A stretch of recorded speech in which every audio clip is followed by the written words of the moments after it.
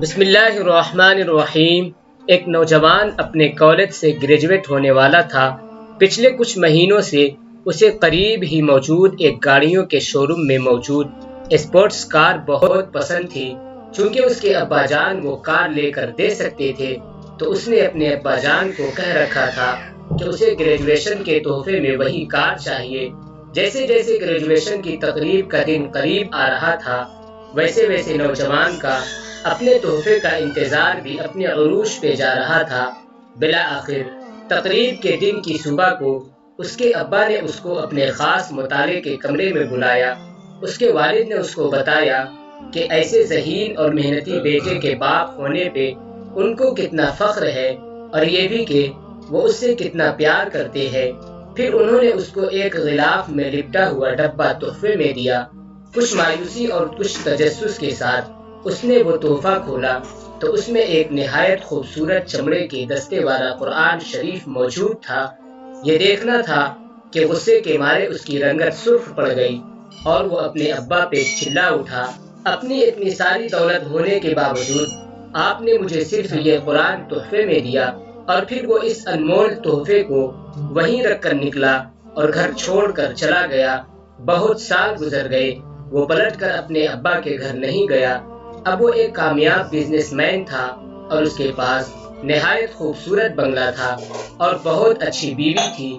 اب اسے کبھی کبھی اپنے ابا کی یاد ستاتی تھی کہ وہ بہت بوڑھے ہو چکے ہوں گے اور شاید انہیں اس کی ضرورت بھی ہوگی۔ وہ سوچتا کہ اسے اپنے ابا کو ملنے جانا چاہیے۔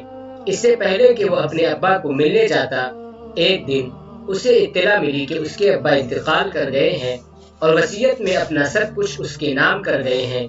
اسے افراتفری اور غم کے عالم میں ابا کے گھر جانا پڑ گیا۔ جب وہ ابا کے گھر پہنچا تو اس کا دل غم کی شدت سے بھر گیا اور ایک پچھتاوے کا احساس اس کے سینے میں جاگ اٹھا۔ تدفین سے فراغت کے بعد وہ اپنے ابا کے ضروری سامان کا جائزہ لے رہا تھا تو تبھی اسے وہی تحفے والا قرآن ویسے ہی بالکل نئی حالت میں پڑا ہوا ملا جیسا وہ سالوں پہلے اسے چھوڑ کر گیا تھا۔ آنکھوں میں آنسوؤں کے ساتھ اس نے قرآن شریف کو کھولا اور اس کے اوراق پلٹنے لگا۔ یوں ہی اوراق پلٹتے ہوئے اس نے ایک صفحے پہ دیکھا کہ اس کے ابا نے ایک آیت پہ نشان لگایا ہوا تھا۔ وہ سورہ رات کی 28ویں آیت تھی۔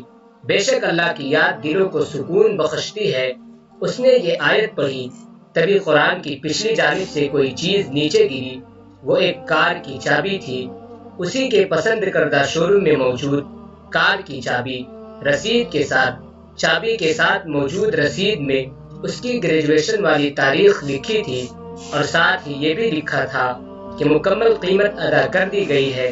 زندگی میں کتنی ہی دفعہ ایسا ہوتا ہے کہ ہم اللہ پاک کی عطا کردہ ان گنت نعمتوں کو صرف اس وجہ سے ٹھکرا دیتے ہیں کیونکہ وہ ہماری توقعات کے مطابق نہیں ہوتی، اور بعض دفعہ جلد بازی میں غلط فیصلہ کر دیتے ہیں جس کا دکھ اور نقصان پوری زندگی ہمیں اٹھانا پڑتا ہے۔